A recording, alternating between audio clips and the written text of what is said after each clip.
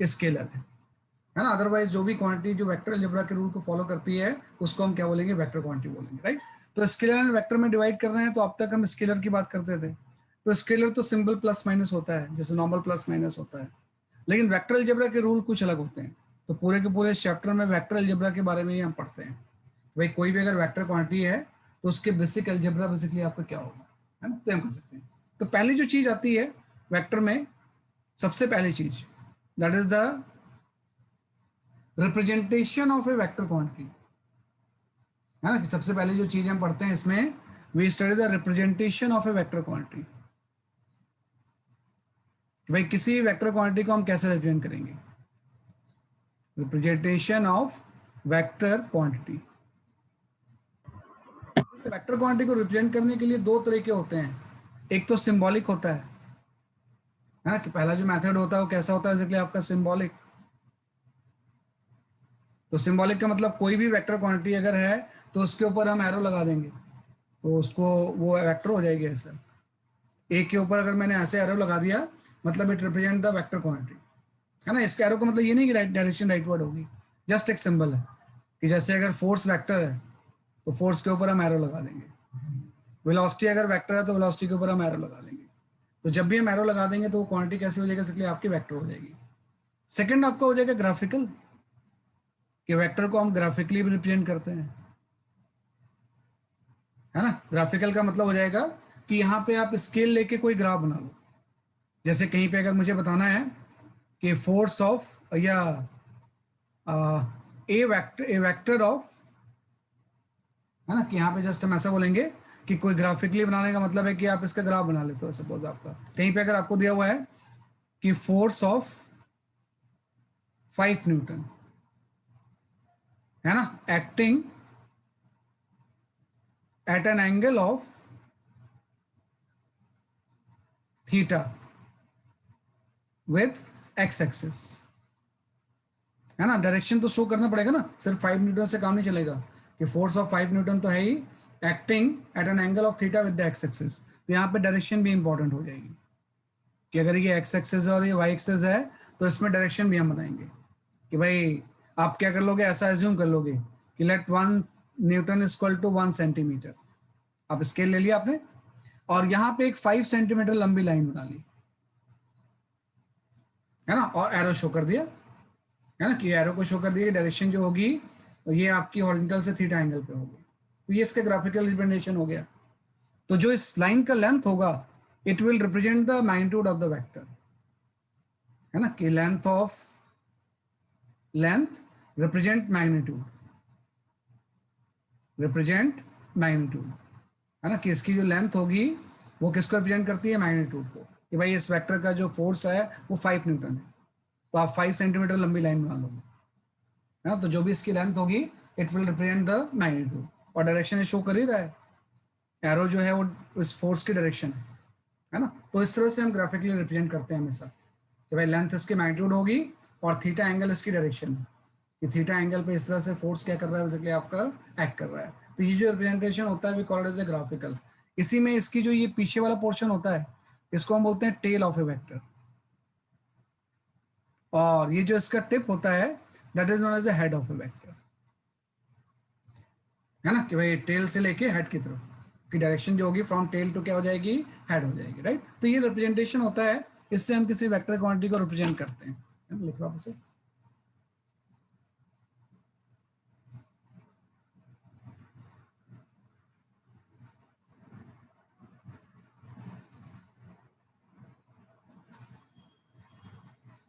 है ना, तो ये बहुत अच्छा टॉपिक है एंड बहुत कॉन्सेप्चुअल है ना, बहुत बढ़िया टॉपिक है। इसी से तो आधी हम कैनेमेटिक्स पढ़ लेते हैं वेक्टर में ही। वेक्टर कैलकुलस ही तो मेन चीज है, बाकी तो हर जगह पे इसी का तो एप्लीकेशन है। Everywhere we talk about the application of this chapters only, है ना, तो हम कर सकते हैं ऐसे।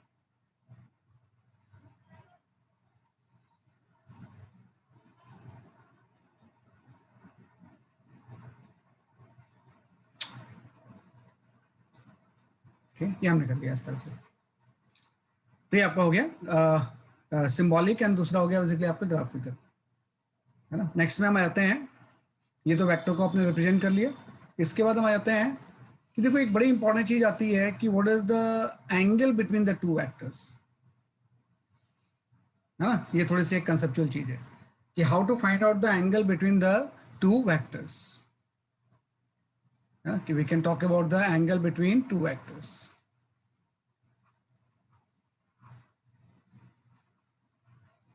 Excuse me, sir. हाँ बोलो बेटा। Sir, please show the previous page. अच्छा अच्छा, अभी शो कर रहे हैं। आप बता दिया करो, किसी का अगर छूट गया ना लिखने को तो आप बता दिया करो, देन आई विल उसको मैं पीछे शो कर दूँ।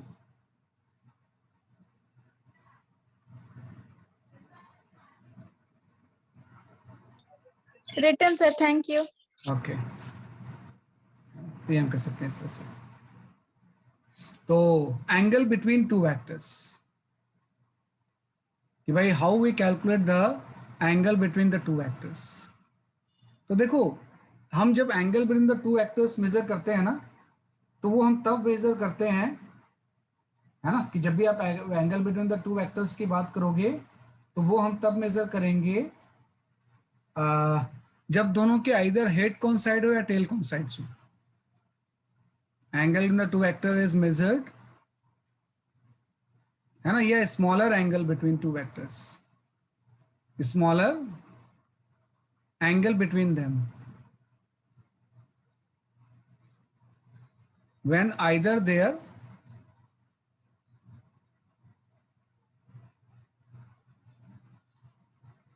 head or tail coincides,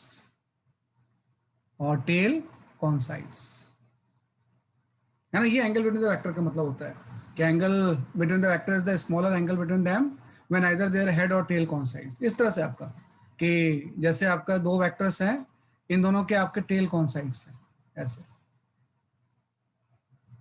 है ना, कि दो वेक्टर आपका, एक वेक्टर ए है और ये वेक्टर बी है ना, इसके बीच में ये एंगल थीटा होगा, तो हम बोलेंगे ये angle between the two vectors theta है।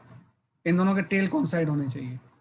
यहाँ पे दोनों के टेल क्या कर रहे हैं, कॉन्साइड कर रहे हैं, कॉन्साइड होनी चाहिए। बात एक ही है कि इसी चीज को अगर मैं वेक्टर को पैरेलली कहीं भी शिफ्ट कर सकते हैं हम, जैसे ए वेक्टर, इसको तो आप ऐसे छोड़ दो, और वेक्टर बी को पैरेलली शिफ्ट करके मैं यहाँ शिफ्ट कर सकता हूँ कि वेक्टर को अगर हम पैरेलल हम कहीं भी शिफ्ट करें तो उससे फर्क नहीं पड़ता है। तो बी वेक्टर को शिफ्ट करके मैंने यहाँ पे लगा दिया, तो यहाँ पे दोनों के हेड कॉन्साइड कर रहे हैं कि भाई यही जो वेक्टर था ना, इसको पैरेलली शिफ्ट करके हम यहाँ पे ले आए, इस तरह से। तो दोनों के हेड क्या कर रहे हैं, कॉन्साइड कर रहे हैं, तो उस टाइम भी जो दो एंगल होगा वो आपका angle between the to vector हो जाएगा। तो जब भी दो वेक्टर के बीच में हम एंगल मेजर करते हैं, स्मॉलर का मतलब है कि आपको ये लार्जर एंगल मेजर नहीं करना है, बल्कि ये वाला करना है। तो जब दोनों के टेल कॉन्साइड करेंगे तो जो एंगल बनेगा that is known as angle between the two vectors. जब दोनों के या तो हेड कॉन्साइड, तो जो एंगल बनेगा उसी को हम बोलते हैं बेसिकली आपका angle between the two vectors, है ना। तो इसी को हम बोलते हैं बेसिकली आपका angle between the two vectors, है ना। तो ये बड़ा एक कंसेप्चुअल चीज है। कुछ डाउट्स आ रहे हैं मेरे पास। अच्छा अच्छा, वो दूसरे ग्रुप में आ रहा है, ओके, इस ग्रुप में नहीं, ये आपका गया इस तरह से। तो दोनों के हेड क्या करेंगे बेसिकली आपके कॉन्साइड करेंगे, है ना। तो या तो दोनों का टेल कॉन्साइड करेंगे या क्या कॉन्साइड करेंगे बेसिकली आपके हेड कॉन्साइड करेंगे। तो उस एंगल को हम बोलते हैं angle between the two vectors, है ना। इसको थोड़ा समझना जरूरी है, ये मैं जानबूझ के इसलिए बना रहा हूँ क्योंकि स्टूडेंट हमेशा गलती करते हैं। जैसे मैं अगर आपसे बोलूँ कि यहाँ पे कोई ट्राइंगल है ऐसा, this is a equilateral triangle, है ना। यहाँ पे हम बना लेते हैं इसे कि suppose this is a equilateral triangle, कि have formed one triangle that is equilateral, है ना। ये आपका हो गया ए बी सी, है ना, it's an equilateral triangle, equilateral, है ना। तो हर एंगल 60 डिग्री होगा। अगर मैं आपसे पूछूं इस केस में what is the angle between,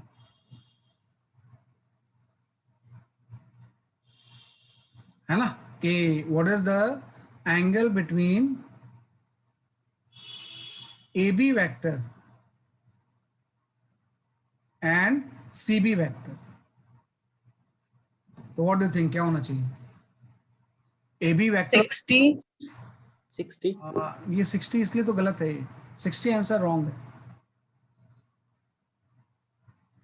अगर आपसे पूछा जाए what is the angle between the A B and C B vector, या आपसे अगर ये पूछा जाए कि what is the angle between A B vector and A C vector, sir but उनका हेड और टेल तो हमें पता नहीं है।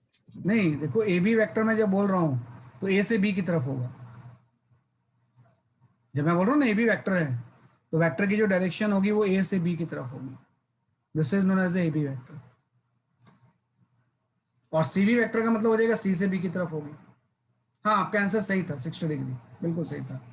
आंसर जो था ए बी और उसके बीच का जो एंगल था वो क्या था, बेसिकली आपका सही था, क्योंकि दोनों के हेड कॉन्साइड कर रहे थे। ठीक है आपका कि भाई आपने क्या किया, ये ए बी है और ये आपका जो वेक्टर है ये सी बी है, आपने बता दिया ऐसे। तो दोनों के हेड कॉन्साइड कर रहे हैं तो ये एंगल जो होगा एंगल बिटवीन द, तो ये आपका 60 डिग्री हो गया है ना, कोई इसमें गलती नहीं है, सही किया था आपने। फिर आपने बोला ए बी और ए सी के बीच में कितना होगा, तो ए बी वैक्टर तो ये है, ये आपका ए सी वैक्टर है ना, कि भाई ये ए सी वैक्टर है तो इसके बीच में भी एंगल जो होगा ये भी 60 डिग्री है। यहाँ पे आपका हेड कॉन्साइड कर रहा है, यहाँ पे टेल कॉन्साइड कर रही है, तो आपके रिक्वायरमेंट को ये फुलफिल कर रहा है। तो ए बी और ए सी के बीच में भी एंगल जो होगा 60 डिग्री होगा। But I ask what is the angle between, है ना, A C vector and C B vector.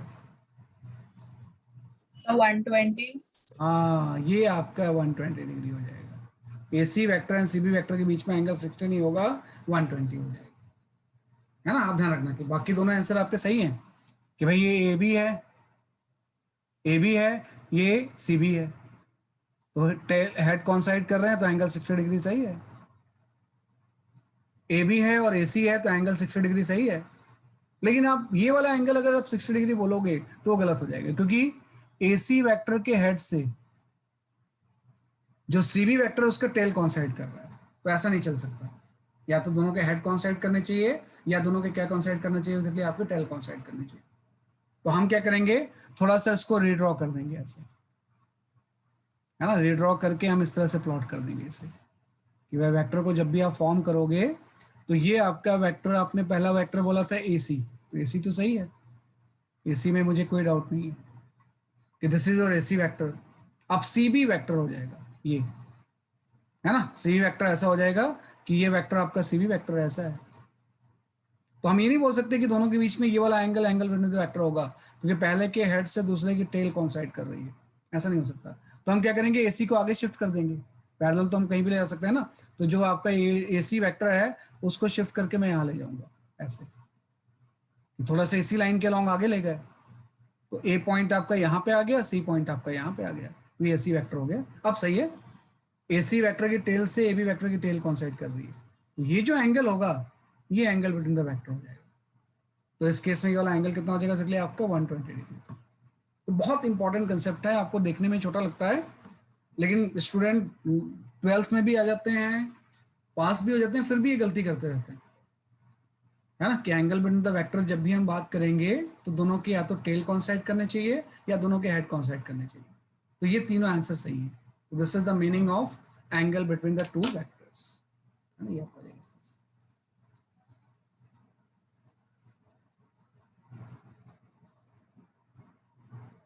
है ना, इसको लिख लो इस तरह से।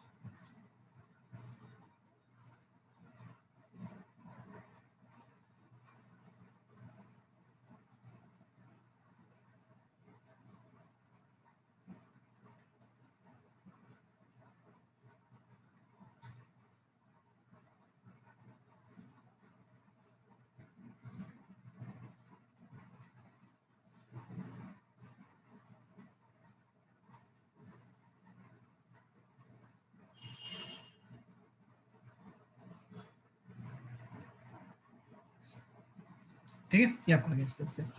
तो this is the meaning of angle between the two vectors, है ना, ये आपका गया। तो ये थोड़ा सा आप कॉन्सेप्ट ध्यान रखना। इसके बाद कुछ टर्मिनोलॉजी होती है। When we study the vector we study few terminology, है ना, कि यहाँ पे हम कुछ टर्मिनोलॉजी पढ़ लेते हैं वेक्टर्स के।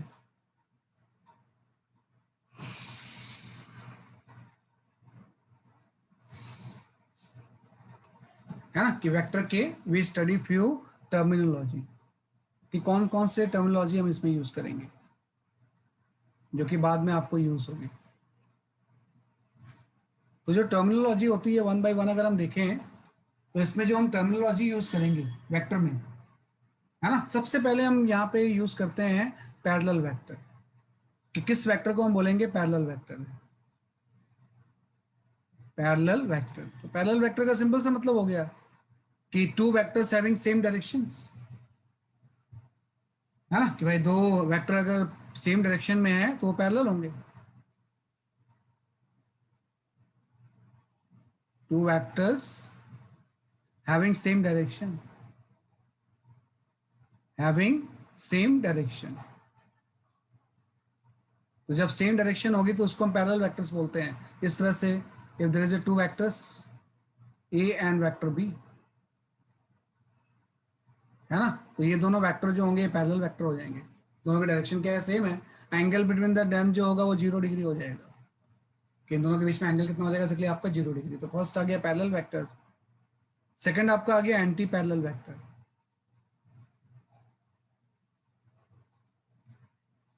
एंटी पैरेलल वेक्टर, है ना, कि what is the anti parallel vector. तो एंटी पैरेलल वेक्टर भी हम जानते हैं कि जब भी हम बात करेंगे एंटी पैरेलल वेक्टर की तो दो वेक्टर की डायरेक्शन अपोजिट होगी।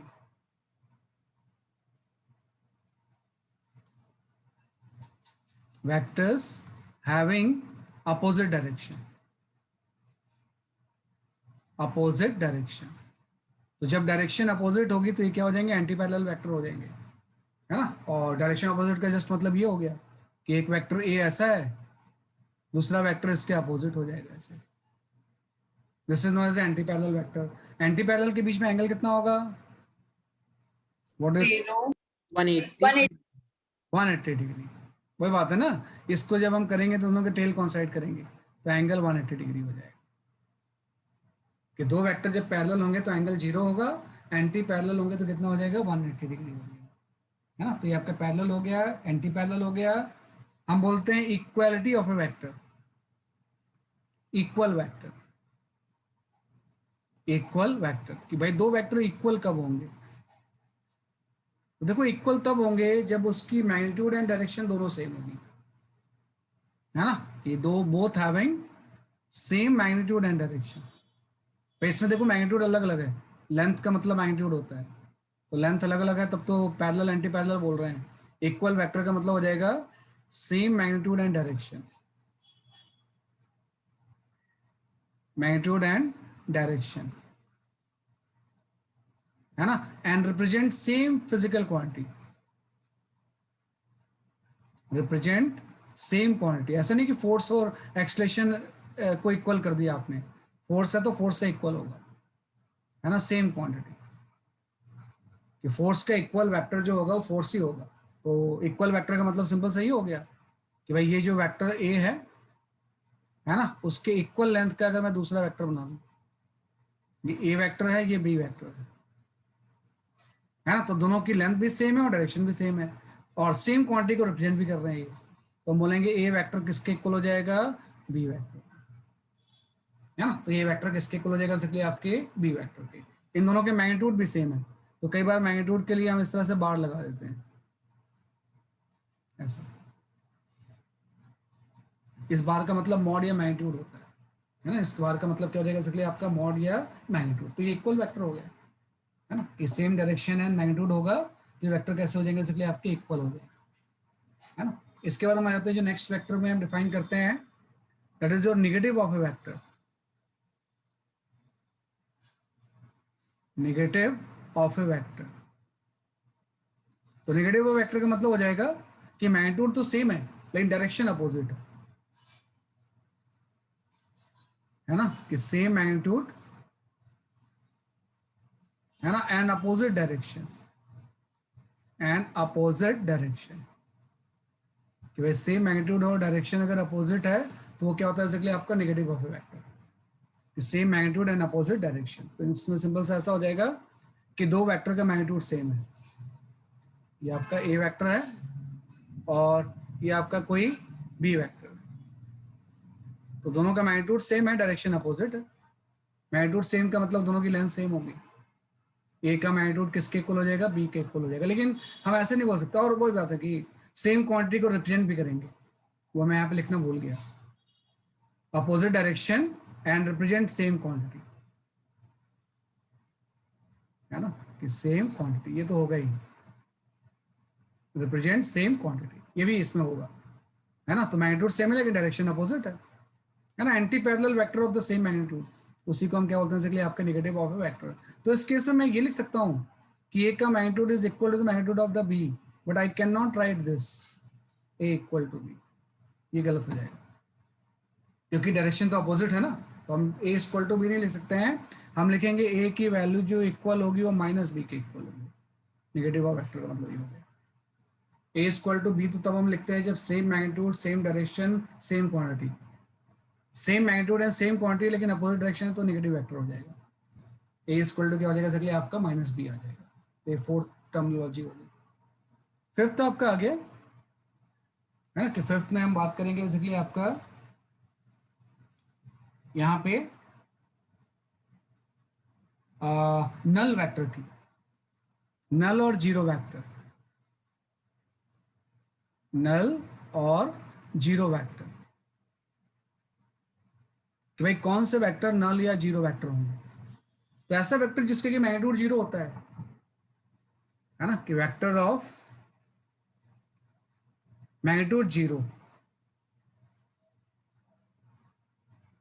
मैग्नीट्यूड जीरो, है ना, कैसा वेक्टर जिसकी की मैग्नीट्यूड तो क्या होती है बेसिकली आपकी जीरो होती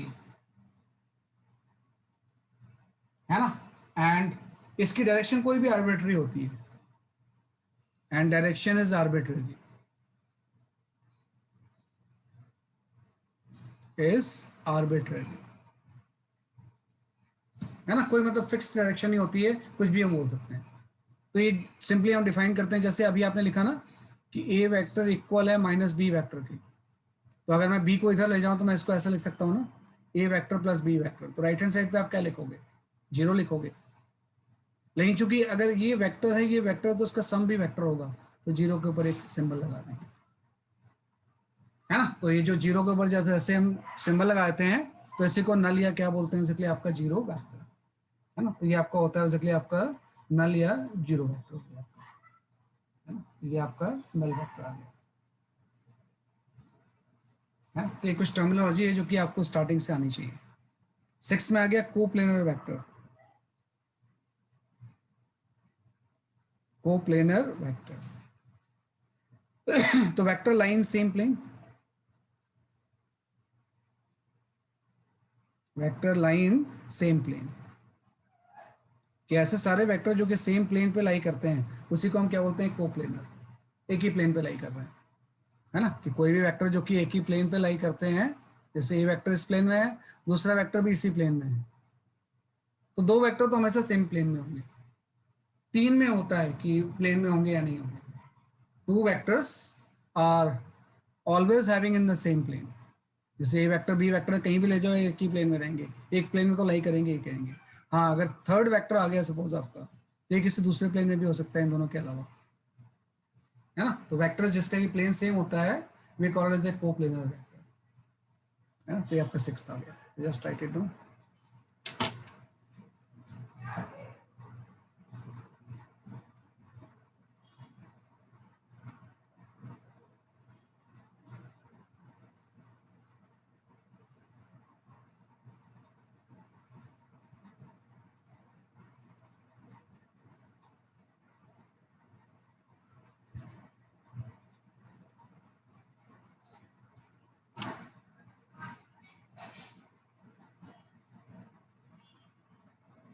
है ना, तो ये आपका आ गया।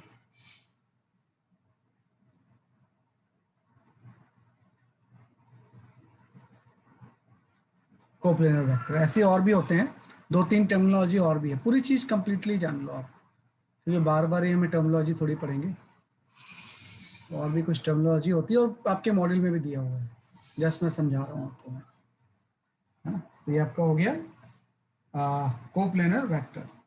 ऐसे ही आपका जाता है कोलिनियर वेक्टर, है ना, कि भाई जो नेक्स्ट टर्म इसमें पढ़ते हैं, we study the collinear vector, 7th।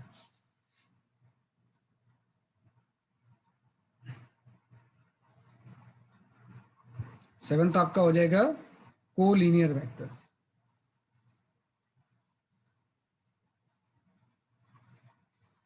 Linear vector, है ना। तो जो कोलिनियर वेक्टर होते हैं ये सेम लाइन के अलोंग होते हैं, है ना, कि act along the same line. Vectors act along same line. जब वेक्टर आपके सेम लाइन के अलोंग एक्ट करेंगे तो इसी को हम बोलते हैं कोलिनियर वेक्टर, है ना। इस तरह से दो वेक्टर हो गया, एक वेक्टर आपका ए ऐसा आ गया, बी वेक्टर इसी लाइन के अलोंग है ना, तो we call it as a coplanar vector, जो कि पैरेलल भी होंगे, है ना, लेकिन कहीं भी नहीं है पैरेलल, एक ही लाइन के अलोंग जब होंगे तो उसको हम बोलते हैं कोलिनियर वेक्टर। 8th आपका आ गया concurrent vector.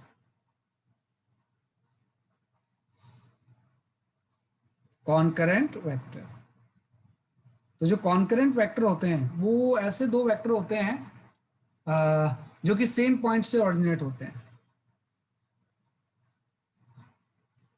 Vectors originate from same point,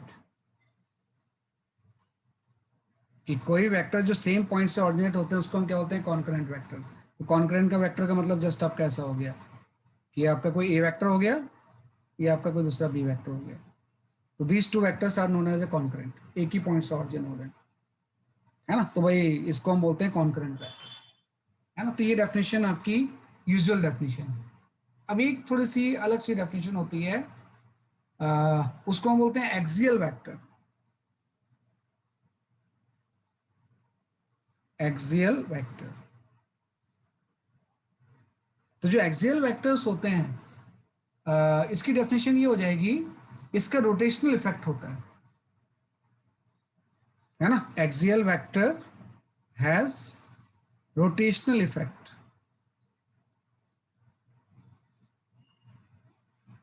and act along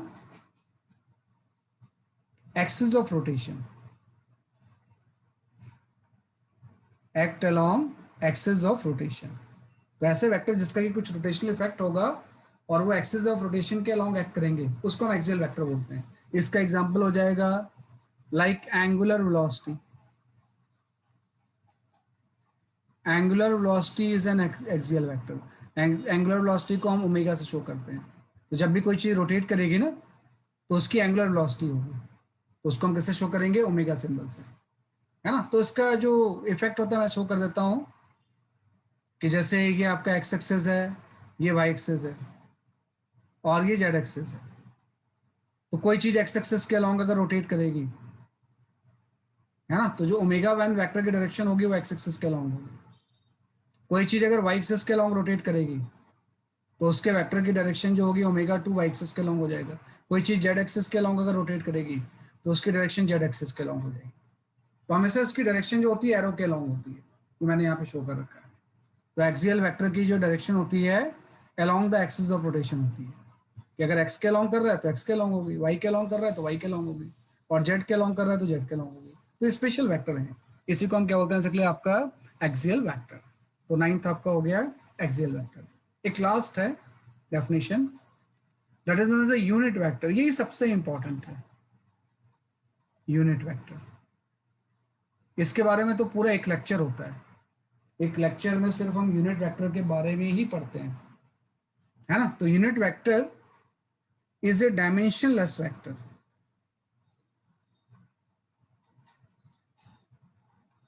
is a dimensionless vector, है ना, ऑफ मैग्नीट्यूड 1। जब भी हम यूनिट वेक्टर को डिफाइन करेंगे जिस तो उसका मैग्नीट्यूड जो होगा 1 होगा। Vector of magnitude 1. Its only purpose to represent direction. To represent direction. है ना, इसका एक ही पर्पस है डायरेक्शन को रिप्रेजेंट करना. Is a dimensionless vector of magnitude 1. It's only purpose to represent the direction. इसको हम यूनिट वेक्टर बोलते हैं. तो जैसे मैंने बोला ए वेक्टर कोई है, ये तो वेक्टर है ना, ये तो कोई भी वेक्टर का सिंबल होता है ऐसे. लेकिन जब ये मैं यूनिट वेक्टर लिखूंगा तो थोड़ा सा सिंबल चेंज हो जाता है.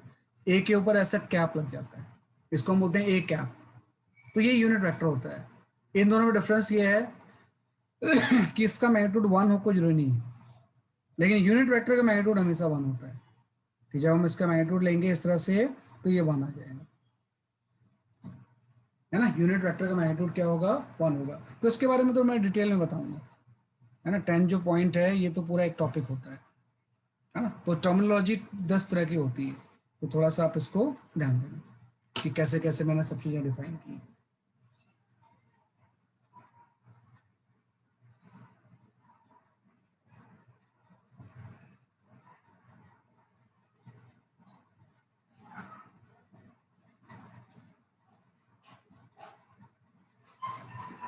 है ना, लिख लो आप इसे.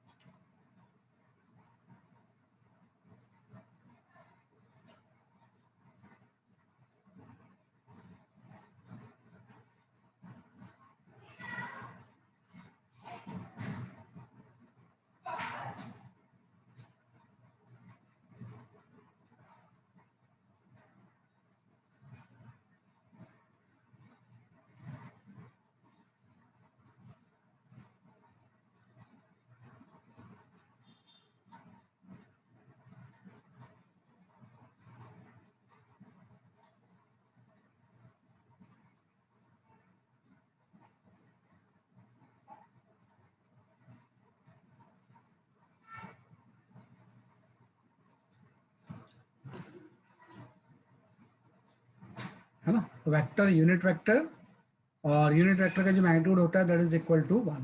ये आपका होता है इस तरह से, है ना. तो हम कर सकते हैं ऐसे. तो ये मैंने जस्ट टर्मिनोलॉजी आपको बता दी कि भाई डिफरेंट डिफरेंट टर्म्स जो यूज होंगे तो आपके लिए वो कंफ्यूजिंग नहीं होने चाहिए कुछ भी, है ना. कि भाई कौन कौन से टर्म्स हम क्या यूज कर रहे हैं. एंगल बिटवीन द वेक्टर क्या होता है, एंड वेक्टर को हम रिप्रेजेंट कैसे करते हैं, है ना. ये आपका ऐसे. अब फिजिक्स में सबसे इंपॉर्टेंट चीज जो वेक्टर की यूज होगी उसको आप थोड़ा ध्यान रखना, है ना. कि we talk about the resolving of a vector. Resolving a vector, कि पहले हम resolving vector and unit vector के बारे में ही पढ़ेंगे ज़्यादातर. तो हम यहाँ पे आ जाते हैं बेसिकली आपका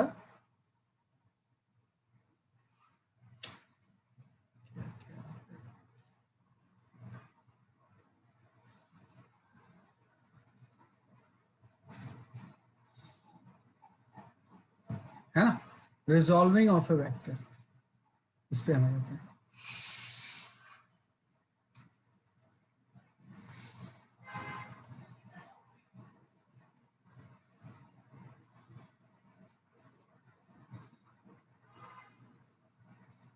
रिजॉल्विंग ए वेक्टर, कि भाई किसी वेक्टर को हम रिजॉल्व कैसे करेंगे.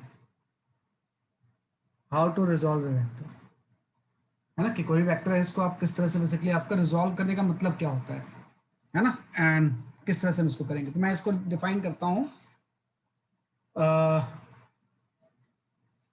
द प्रोजेक्शन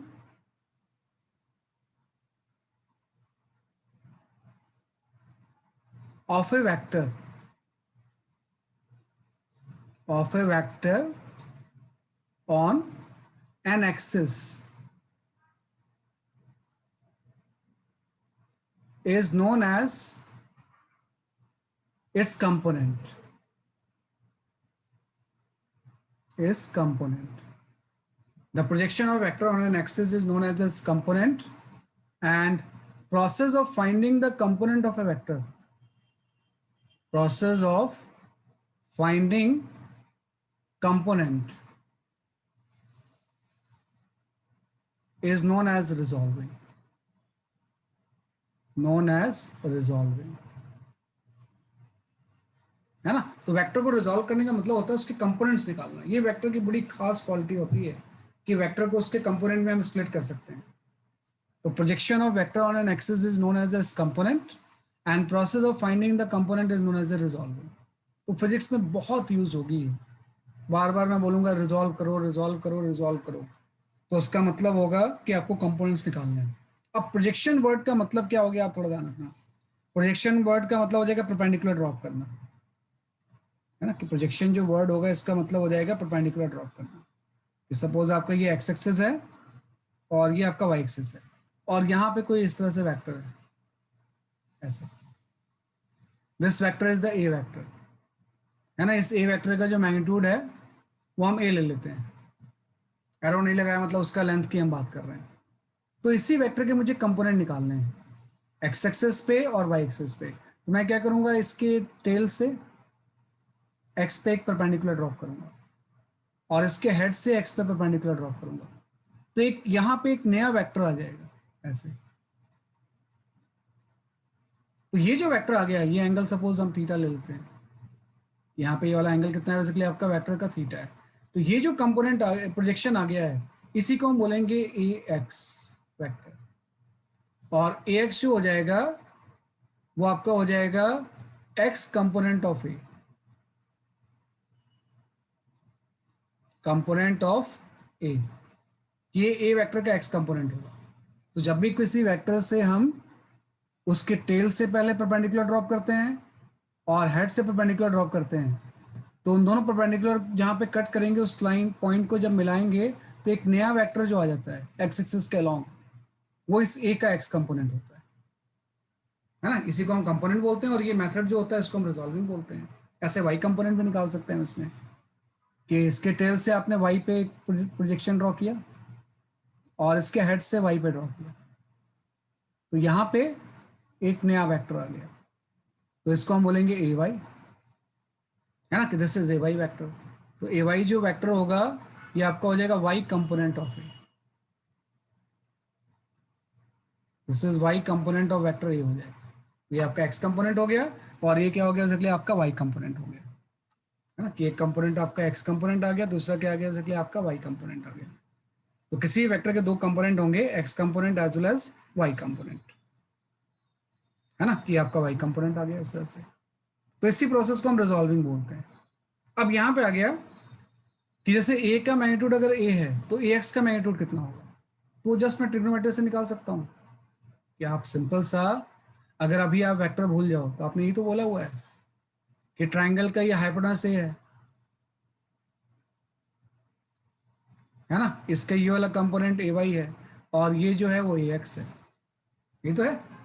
कि अगर मैं सब चीज़ों को इस तरह से कंबाइन कर दूं तो ए का एक्स कंपोनेंट ए एक्स है और ए का वाई कंपोनेंट ए वाई है, तो मैं ट्रिग्नोमेट्री से इन दिनों में रिलेट कर सकता हूँ ना।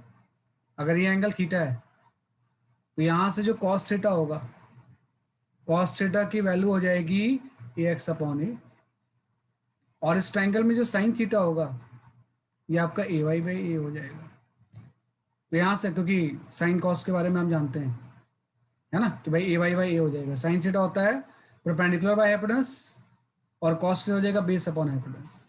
तो यहाँ से ए एक्स की वैल्यू आ जाएगी ना, ए एक्स की वैल्यू जो आ जाएगी वो ए कॉस थीटा आ जाएगी, और ए वाई की वैल्यू जो आ जाएगी वो ए साइन थीटा आ जाएगी।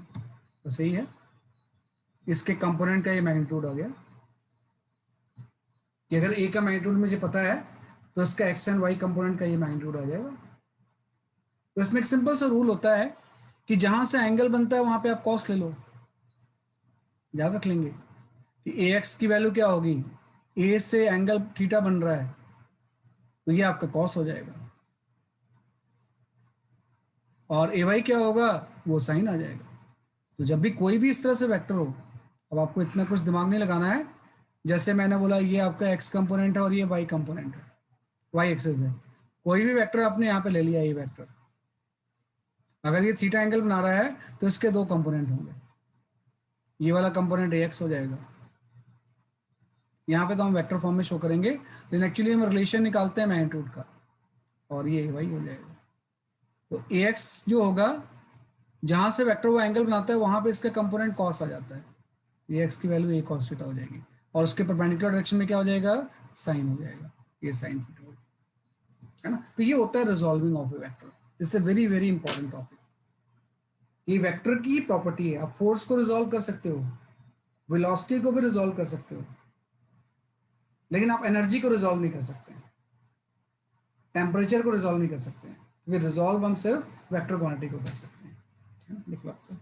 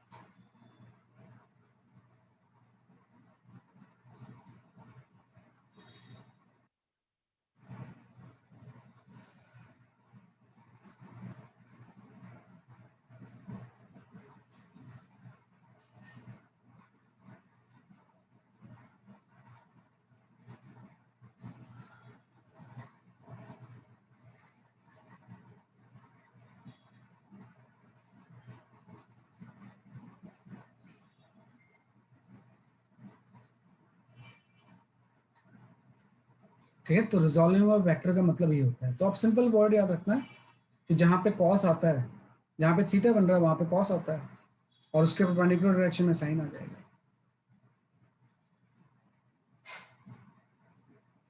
है ना।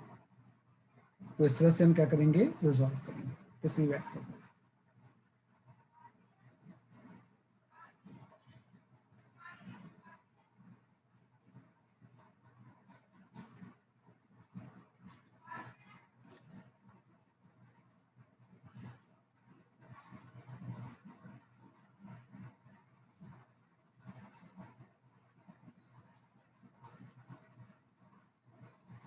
है ना, तो आपका गैस ऐसे। जैसे कि किसी वेक्टर को हम रिजॉल्व करने का मतलब ये हो गया कि जैसे मैंने बोला यहाँ पे इस तरह से आपको पूछा जा सकता है ना, कि भाई इस तरह से आपसे हम पूछ सकते हैं, है ना, कि वैसे तो ज़्यादातर यूनिट वेक्टर में इसका यूज़ होता है। जैसे मैंने बोला किसी बॉडी पे मैंने फोर्स अप्लाई किया, यहाँ पे कोई भी ब्लॉक है, इसके ऊपर मैंने फोर्स अप्लाई कर दिया ऐसे, तो ब्लॉक था, इसके ऊपर I have applied the force ऐसे। इस फोर्स का जो मैग्नीट्यूड है ना, ये आपका सपोज 10 न्यूटन है, and this angle is suppose 30 degree, है ना। तो आपसे पूछा जाएगा कि what is the X component of F,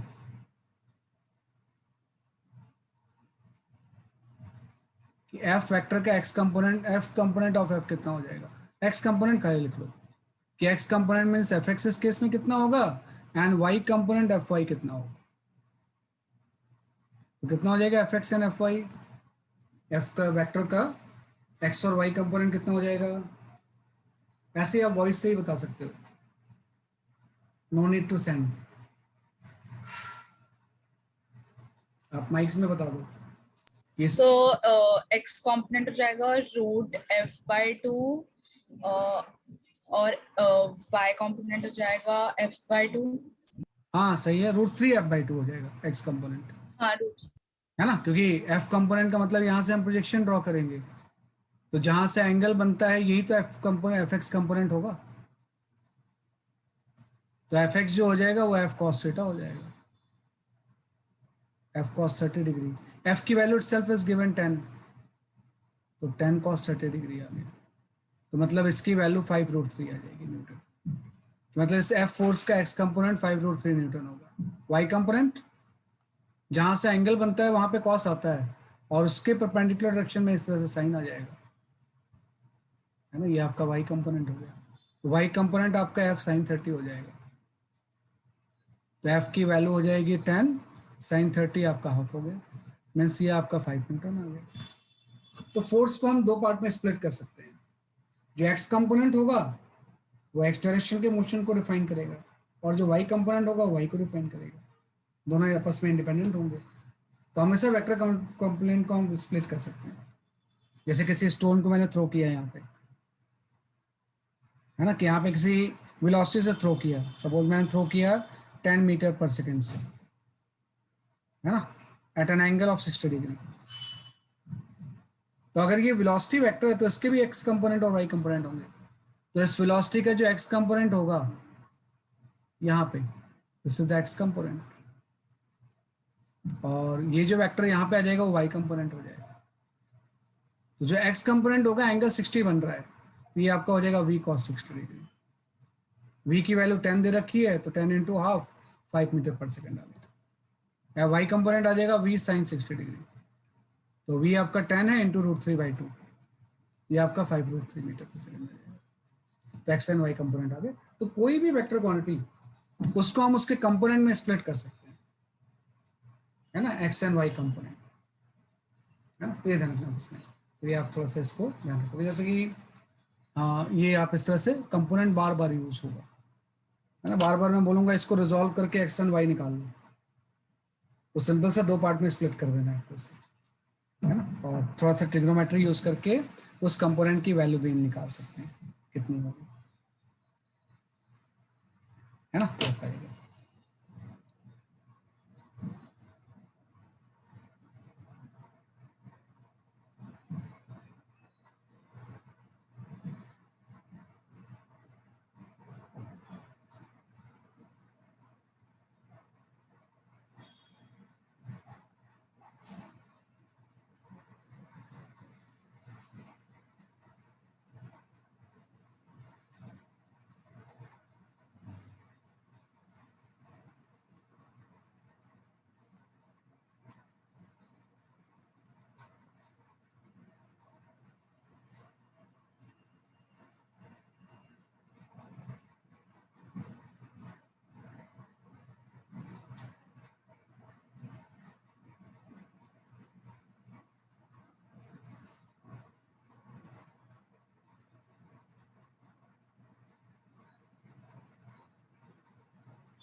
ठीक है, ये आपका गया सर से एक्स एंड वाई कंपोनेंट हमने निकाल लिया इसमें, है ना। एक थोड़ा सा स्पेशल एंगल आपको जानना होता है। अब जैसे अब तक तो आप 30-60 की वैल्यूज जानते होंगे, होप कि एवरीबॉडी नो दिस, है ना। ट्रिगो में हम पढ़ते हैं 30-60 डिग्री की वैल्यू कितनी होगी। लेकिन यहाँ पे एक स्पेशल एंगल आ जाता है कि भाई यहाँ पे जो पाइथागोरियन ट्रिपलेट्स हैं 3, 4, 5 के, कि अगर ये 4 है, ये 3 है और ये 5 है, तो ये एंगल कितना होता है बीच वाला?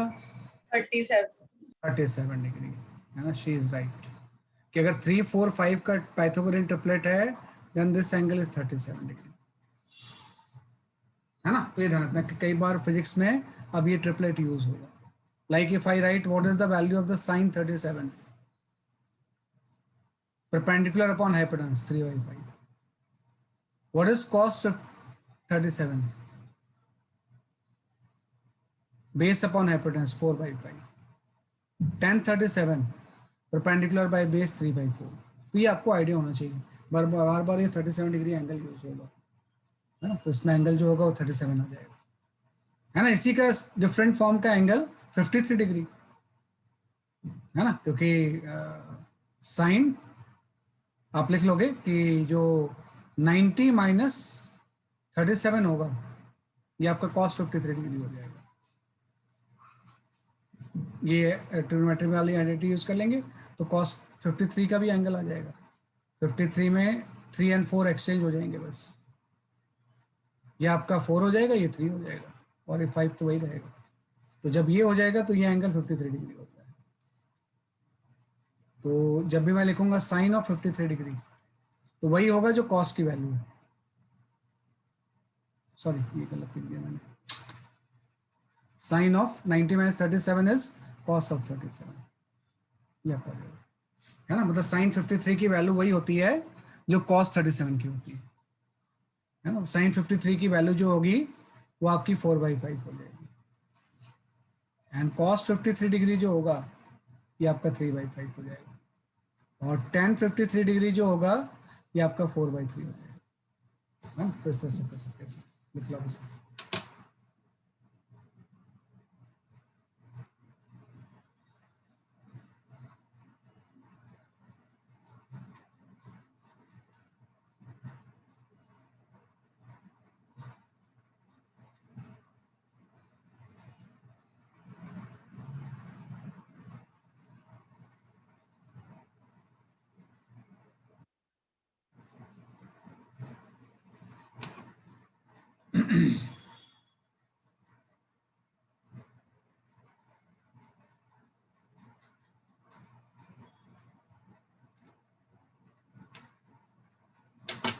ठीक है, तो इस तरह से रिजॉल्व करना हम सीखते हैं, कि रिजॉल्व करना आपको इस तरह से आना चाहिए।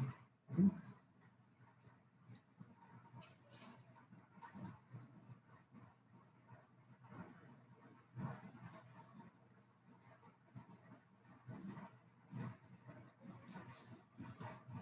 या fine,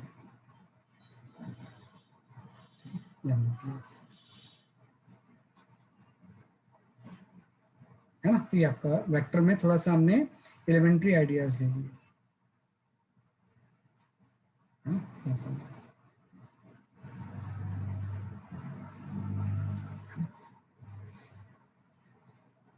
Y component, X component, ये सारी चीजें आपको एकदम क्लियर होनी चाहिए, है ना, कि Y component, X component, everything should be clear, इस तरह से। ठीक है ना। अब हम आ जाते हैं जो आपका एक टॉपिक है, that is known as a unit vector, है ना। यहाँ पे हम बात करते हैं special topic that is known as a unit vector. अब हम सिर्फ कंसिडर करेंगे यूनिट वेक्टर को।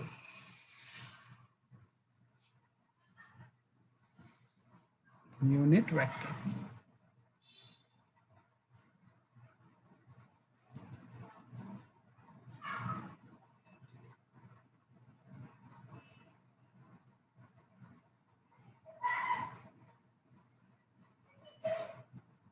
Unit vector is vector of magnitude 1। जो मैंने डेफिनेशन लिखी थी आपसे, वही सेम डेफिनेशन ही है जो शुरू में लिखी थी। Unit vector is a dimensional less vector, इसकी कोई डायमेंशन नहीं होती। Unit vector is a dimensionless vector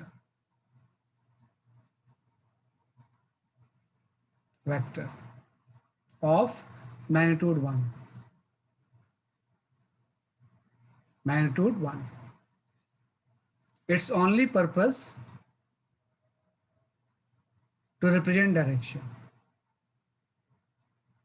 to represent direction, है ना। इसका एक ही पर्पस होता है, डायरेक्शन को रिप्रेजेंट करना, है ना। तो देखो जब भी हम इस तरह से लिखते हैं ना कि कोई भी इस तरह से वेक्टर है, कि सपोज मैंने यहाँ पे किसी वेक्टर को ग्राफिकली प्लॉट कर दिया, ये कोई वेक्टर है, तो इस ए वेक्टर में क्या होगी ना, मैग्नीट्यूड एंड डायरेक्शन दोनों होगी। It will be having the magnitude as well as direction,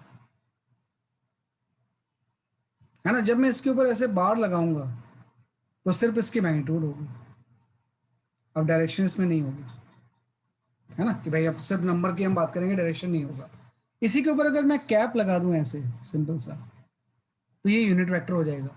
इस यूनिट वेक्टर में सिर्फ डायरेक्शन होगी, इसका मैग्नीट्यूड किसके इक्वल हो जाएगा, 1 के इक्वल हो जाएगा। तो इन तीनों का मतलब आप समझना, इसमें मैग्नीट्यूड एंड डायरेक्शन दोनों है, इसमें सिर्फ मैग्नीट्यूड होगी, इसमें सिर्फ डायरेक्शन होगी, है ना। तो इन तीनों में आपस में रिलेशन हो जाएगा ना।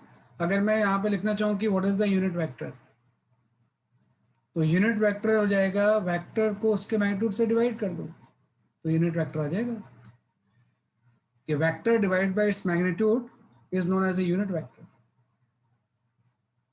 है ना। कि भाई वेक्टर में जो होता है दोनों चीजें होती हैं। अगर मुझे मैग्नीट्यूड नहीं चाहिए, सिर्फ डायरेक्शन चाहिए, तो मैग्नीट्यूड से डिवाइड कर दूंगा तो मैग्नीट्यूड कैंसिल हो जाएगा ना, सिर्फ डायरेक्शन बच जाएगा।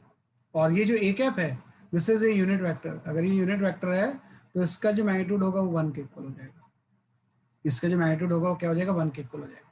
तो सिंपल सा, किसी भी वेक्टर के डायरेक्शन में ऐसा वेक्टर जिसका कि मैग्नीट्यूड 1 हो, उसी को हम यूनिट वेक्टर बोलते हैं। डायरेक्शन एक ही अलोंग ही होती है ना, लेकिन इसका कुछ मैग्नीट्यूड कुछ ज़्यादा भी हो सकता है, मे बी ये लेंथ जो हो सकती है कुछ 5 हो सकती है अगर ये वेक्टर है तो। लेकिन अगर ये यूनिट वेक्टर है इसी के डायरेक्शन में, ए कैप, अगर इस वेक्टर को इसी डायरेक्शन में बोल रहा हूँ कि ए कैप है, तो इसका मैग्नीट्यूड हमेशा 1 होगा, है ना। किसकी लेंथ किसके इक्वल होगी, 1 के इक्वल होगी। तो किसी भी वेक्टर के डायरेक्शन में वो वेक्टर जिसका कि मैग्नीट्यूड 1 होता है, उसी को हम क्या बोलते हैं, यूनिट वेक्टर। और उसको निकालते हैं हम इस फॉर्मूले से कि वेक्टर को उसके मैग्नीट्यूड से डिवाइड कर देंगे तो क्या आ जाएगा, एग्जैक्टली आपका यूनिट वेक्टर आ जाएगा। और डायमेंशनलेस इसलिए है क्योंकि दोनों सेम क्वांटिटी को हम डिवाइड कर रहे हैं ना, तो force divide by force, simple सा रेशियो आ जाएगा ये, velocity divide by velocity, simple सा कोई नंबर आ जाएगा, डायमेंशन नहीं आएंगी। तो ये डायमेंशनलेस वेक्टर होता है ना, कि वेक्टर कैसा हो जाएगा, एग्जैक्टली आपका डायमेंशनलेस, है ना। अब एक चीज आ गई कि जो 3 कोऑर्डिनेट एक्सेस हैं, इसको रिप्रेजेंट करने वाला भी यूनिट वेक्टर होता है ना, कि एक्स एक्सेस है, ये वाई एक्सेस है और ये जेड एक्सेस है। तो एक्स एक्सेस के अलॉन्ग जो यूनिट वेक्टर होता है, इसको हम लिखते हैं आई कैप। आई के ऊपर ऐसा कैप लगा दो। वाई एक्सेस को रिप्रेजेंट करने वाला जो यूनिट वेक्टर होता है, वो आपका जे कैप होता है। और जेड एक्सेस को जो यूनिट वेक्टर रिप्रेजेंट करेगा, उसको हम बोलते हैं K cap. Z axis actually plane से बाहर की तरफ होती है ना, बनाते हम ऐसा है, लेकिन अदरवाइज तो प्लेन से बाहर की तरफ होगी, है ना। कि इसको मैं अगर शो करूं, कई बार स्टूडेंट को कंफ्यूजन रहती है इसमें, जेड एक्सेस में, है ना। तो if I will show, then Z axis को हम ऐसा शो करेंगे, है ना, कि भाई कोई भी इस तरह से प्लेन है ना, ये प्लेन है, तो अगर ये आपका एक्स एक्सेस है ना, ये अगर आपका वाई एक्सेस है, एक ही प्लेन में एक्स और वाई लाई करेंगे, तो जेड एक्सेस प्लेन के परपेंडिकुलर होगा ऐसे बाहर की तरफ। डायग्राम में हम इस तरह से डायगोनल के अलॉन्ग ऐसे बनाते हैं, अदरवाइज डायगोनल नहीं होगा, बल्कि अगर ये एक्स है, ये वाई है, तो जेड एक्सेस इस प्लेन के परपेंडिकुलर बाहर की तरफ आएगा, है ना, 3D एक्सेस जो होगा। तो एक्स एक्सेस को रिप्रेजेंट करने वाला जो यूनिट वेक्टर होगा, है ना, उसको हम बोलते हैं आई कैप। वाई एक्सेस के अलॉन्ग यूनिट वेक्टर जो हो जाएगा, जे कैप हो जाएगा, और जेड एक्सेस के अलॉन्ग जो हो जाएगा, वो के कैप हो जाएगा। और तीनों अगर यूनिट वेक्टर हैं, तो इन तीनों का मैग्नीट्यूड 1 हो जाएगा। आई कैप का मैग्नीट्यूड कितना हो गया, 1 हो गया। जे कैप का मैग्नीट्यूड कितना हो जाएगा, 1 हो जाएगा। एंड के कैप का जो मैग्नीट्यूड होगा, ये भी 1 हो जाएगा। और इसके अपोजिट जब लेंगे तो माइनस आ जाएगा। अगर मैं फिर से कोऑर्डिनेट एक्सिस ऐसा बना लूं एक बार और, X axis, Y axis and Z axis, तो अगर एक्स के अपोजिट यूनिट वेक्टर मैं लूंगा, मैं इसी को लिख दूंगा माइनस आई कैप। वाई के अपोजिट अगर मैं लूंगा, तो ये यूनिट वेक्टर आपका माइनस जे कैप हो जाएगा। जेड एक्सिस के अगर अपोजिट ले लूंगा मैं ऐसा, तो माइनस के कैप हो जाएगा। तो जैसे जेड एक्सिस प्लेन से बाहर की तरफ था, के कैप, माइनस के कैप प्लेन के अंदर की तरफ हो जाएगा, है ना। तो एक्स वाई जेड को रिप्रेजेंट करने वाला जो यूनिट वेक्टर होता है, वही होता है आई कैप, जे कैप एंड के कैप, है ना। तो डायरेक्शन इसको शो करना इस टर्म्स में आसान होता है ना। लिख लो पसंद।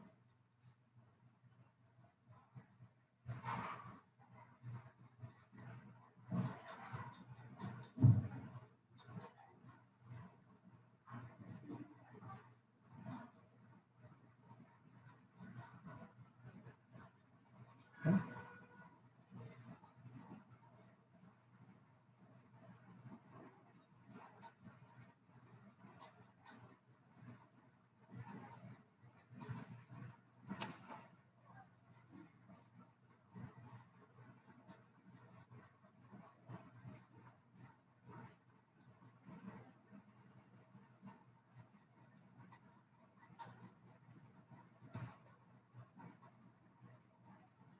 ये आपका आ जाएगा, है ना। तो ये आपका हो गया। अब इसका थोड़ा सा मैं डिमॉन्स्ट्रेट करता हूँ कि कैसे हम इसको यूज करते हैं। बाकी इसके बारे में तो कल के लेक्चर में भी बहुत चीजें हम पढ़ेंगे, है ना, यूनिट वेक्टर के बारे में। लेकिन थोड़ा सा मैं इसको डिमॉन्स्ट्रेट करता हूँ कि कैसे हम इसको यूज करते हैं, है ना। देखो क्या होता है कि जैसे अभी जो हमने रिजॉल्व करना सीखा, उसी से इसका रिलेशन है। है ना, कि रिजॉल्व करना जो सीखा है उसी से इसका रिलेशन है। जैसे अभी आपने बोला कि ये आपका कोई एक्स एक्सेस है, एकदम सब चीजें आप एकदम ध्यान से देखना, वाई एक्सेस है और यहाँ पे कोई वेक्टर ए है, ये वेक्टर। तो आपने बोला इस ए के एक कंपोनेंट हो जाएगा ये, इसको हम बोल रहे हैं एक्स कंपोनेंट ए एक्स वेक्टर, और एक कंपोनेंट जो हो जाएगा वाई हो जाएगा, इसको हम बोल रहे हैं ए वाई वैक्टर। तो मैं ऐसा लिख सकता हूं कि जो ए वेक्टर है ना, this is equal to sum of A X plus A Y, या आप पढ़ोगे triangle law of vector addition होता है, ए वेक्टर जो होगा ए एक्स और ए वाई का सम होगा, क्योंकि हम इसको ऐसा लिख सकते हैं ना, इस ट्राइंगल को चाहे तो हम ऐसा बना सकते हैं, ये ए एक्स है, ये आपका ए वाई है, और ये आपका ए वेक्टर हो गया। तो बाद में हम पढ़ेंगे triangle law of vector addition ये बोलता है कि अगर ये दो कोई वेक्टर इस तरह से हैं तो थर्ड वेक्टर इन दोनों का सम होता है। तो ए वेक्टर को सिंपल मैं लिख सकता हूँ ए X plus A Y vector, लेकिन इसको हम थोड़ा अलग से भी लिख सकते हैं।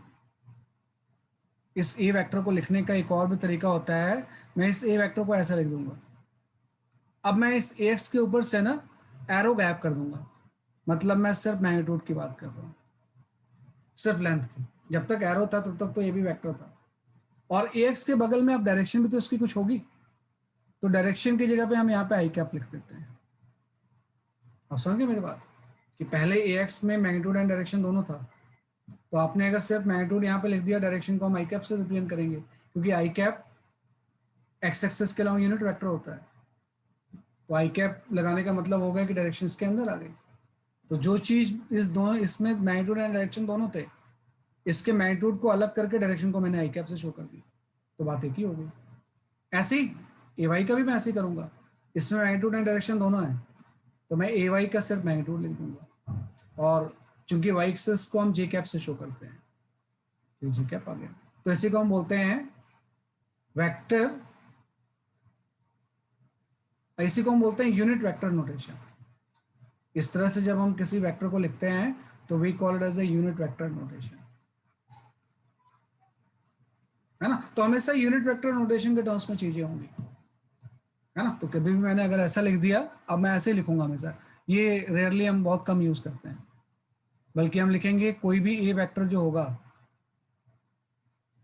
ए एक्स खाली कंपोनेंट मैग्नीट्यूड है, आई कैप डायरेक्शन हो गई उसकी, प्लस ए वाई होगा, ये जे कैप होगा। तो जो ए एक्स होगा ये आपका हो जाएगा magnitude of x component,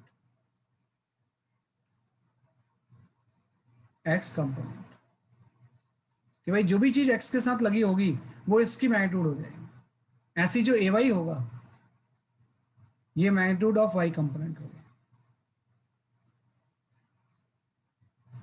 magnitude of Y component हो जाएगा, ये वही हो गया। तो एक्स कंपोनेंट आई के साथ जो भी लगा होगा एक्स कंपोनेंट का मैग्नीट्यूड होगा, जे के साथ जो भी लगा होगा वाई कंपोनेंट का होगा। अगर मैं ए का मैग्नीट्यूड निकालना चाहूँ तो ए का मैग्नीट्यूड जस्ट आपका ये हो जाएगा under root of A X square plus A Y square, Pythagoras से कि अगर मुझे डायगोनल निकालना है लेंथ कितनी होगी तो उसके स्क्वायर को इसको स्क्वायर से ऐड करके अंडर रूट ले लूंगा, तो ए का मैग्नीट्यूड ये आ गया, है ना। ये क्या आ गया बेसिकली आपका ए का मैग्नीट्यूड, है ना। तो जब भी इस फॉर्म में इंफॉर्मेशन दी हो तो इसको इंटरप्रेट हम ऐसे ही करेंगे, ए एक्स एक्स कंपोनेंट है, ए वाई वाई कंपोनेंट है, और ए का मैग्नीट्यूड ये हो जाएगा। आप ये एंगल भी निकाल सकते थे कि अगर ए का एंगल एक्स एक्सिस से थीटा है तो यहाँ पे टेन थीटा भी आ जाएगा, tan theta equal to perpendicular by base ही तो होता है, तो मैं लिख दूंगा A y by A x. यहीं से जे के साथ जो भी चीज होगी परपेंडिकुलर होगी तो ए वाई आ गया, एक्स के साथ जो भी चीज होगी वो बेस होगी तो ए एक्स आ गया, तो टेन थीटा भी आ गया। तो अगर इस फॉर्म में वेक्टर दिया हो तो उसका मैग्नीट्यूड हम ऐसे निकालते हैं, डायरेक्शन हम ऐसे निकालते हैं। एक और चीज भी हम निकाल सकते हैं, इन द डायरेक्शन ऑफ ए,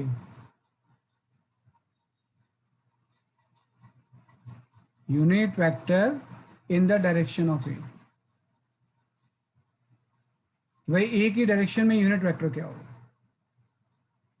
है ना। तो unit vector in the direction of the ए का मतलब है आपको निकालना है ए कैप कितना होगा। तो ए कैप अभी आपने पढ़ा, ए वेक्टर को उसके मैग्नीट्यूड से हम डिवाइड कर देंगे, है ना। तो जब ए वेक्टर को उसके मैग्नीट्यूड से डिवाइड करेंगे तो यूनिट वेक्टर आ जाएगा। तो ए वेक्टर तो हम जानते ही हैं ये है, मैग्नीट्यूड इसका ये है, तो यूनिट वेक्टर की वैल्यू आप ऐसे लिख देंगे, है ना, कि हम लिख देंगे A x i cap plus A y j cap by इसका मैग्नीट्यूड, है ना। तो आपको ये फ्लो चार्ट आना चाहिए जो मैंने यहाँ पे शो किया है, मतलब कोई डायग्राम देखने की इसके लिए जरूरत नहीं है आपको, सीधे ऐसे कि वेक्टर कभी भी अगर इस टर्म्स में दिया हुआ है, इसी को हम बोलते हैं यूनिट वेक्टर नोटेशन, तो देखते ही समझ में आ गया आई के साथ जो है वो एक्स कंपोनेंट होगा, जे के साथ जो है वाई कंपोनेंट होगा, इसका मैग्नीट्यूड इससे निकाल लेंगे, जो वेक्टर कुछ एंगल बना रहा होगा वो यहाँ से आ जाएगा, और यूनिट वेक्टर वेक्टर को उसके मैग्नीट्यूड से डिवाइड करके आ जाएगा। तो ये बड़ी इंपॉर्टेंट चीज़ है, राइट, लिख लो आप। तो ये सारी चीज़ें आपको यूज होंगी।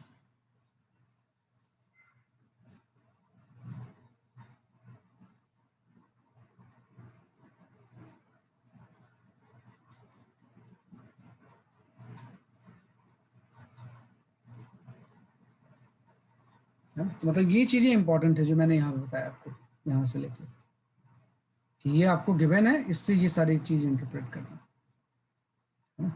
यहाँ से आपका जो फ्लो इस तरह से लेगा, तो ये आप थोड़ा सा रखना, इस तरह से इसको शो।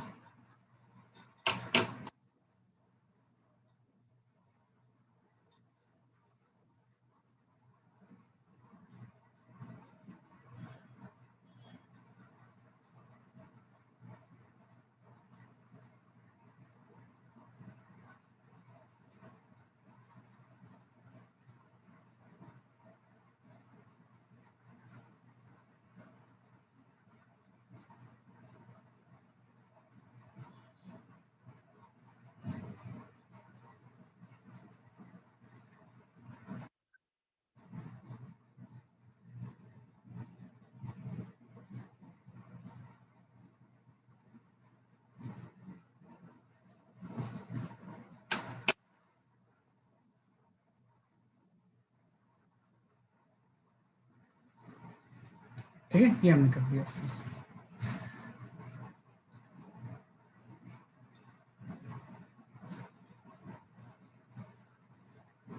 है ना। तो कभी भी यूनिट वेक्टर के टर्म्स में चीज़ों को आपको इंटरप्रेट करने आना चाहिए, है ना, कि किस तरह से हम इसको सॉल्व करते हैं।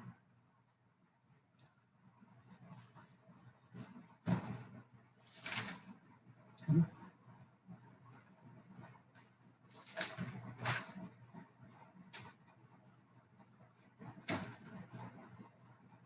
जैसे कि कोई भी वेक्टर अगर आपको ऐसा दे दिया, इसका एक एग्जांपल ले लेते हैं हम, है ना, कि एज एग्जांपल अगर हम देखें, है ना, तो कोई वेक्टर अगर आपको इस तरह से दे दिया गया,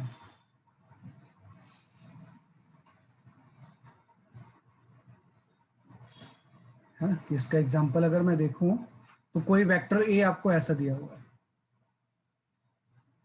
3 आई कैप प्लस 4 जे कैप, तो देखते ही समझ में आ गया कि इसका जो एक्स कंपोनेंट होगा वो 3 होगा, तो हम बोलेंगे ए एक्स जो होगा इस केस में वो 3 है, ए वाई जो है वो कितना है 4 है। पहली चीज तो ये इंफॉर्मेशन मिल गई कि जो भी वेक्टर उसका एक्स एंड वाई कंपोनेंट ये है। सेकंड, अगर मुझे निकालना है कि इस ए वेक्टर का मैग्नीट्यूड कितना होगा, तो वो 5 हो जाएगा। मैं लिख दूंगा कोफिशिएंट ऑफ आई का स्क्वायर प्लस कोफिशिएंट ऑफ जे का स्क्वायर, 5 आ गया, इस ए वेक्टर का मैग्नीट्यूड आ गया। तीसरा एंगल आ जाएगा tan थीटा,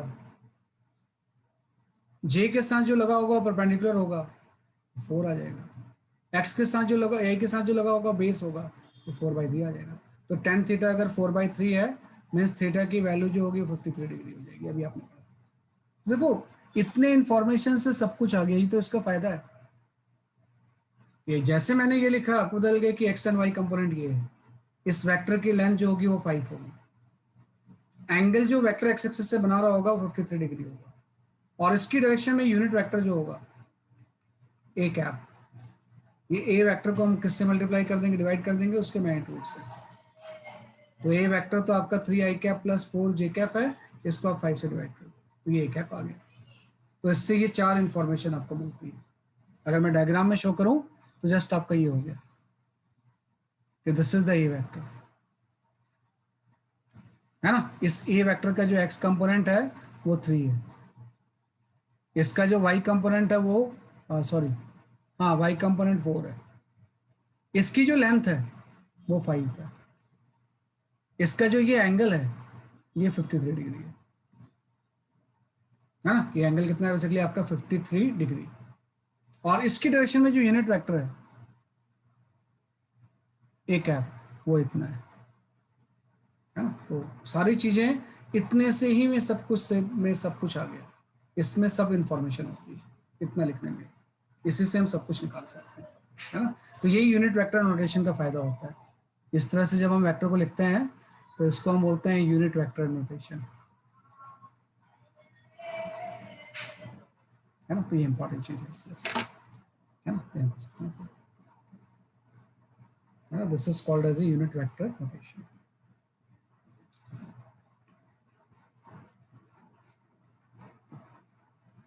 तो ठीक है, आज के लिए तो इतनी काफ़ी है।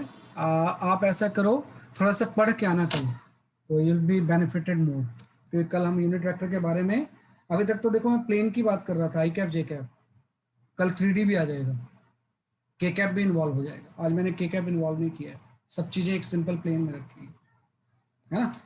तो आप इसमें आपके मॉड्यूल में ये आपका जो सेकेंड चैप्टर है वेक्टर का, इसको थोड़ा सा पढ़ लेना, नोट्स भी रिवाइज कर लेना और मॉड्यूल को भी एक बार पढ़ लेना।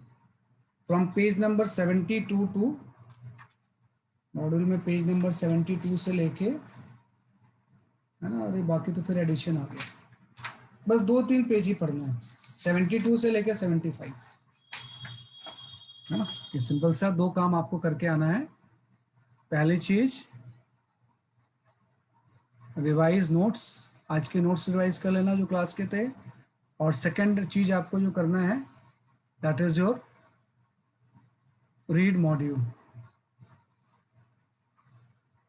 From page number 72 to page number 75 तक, इसको एक बार पढ़ के आना है ना। तो दैट्स ऑल फॉर टुडे, बाकी कल पढ़ेंगे हम, है ना। तो आज के लिए इतनी काफ़ी है। Bye bye. Thank you, sir. Bye bye.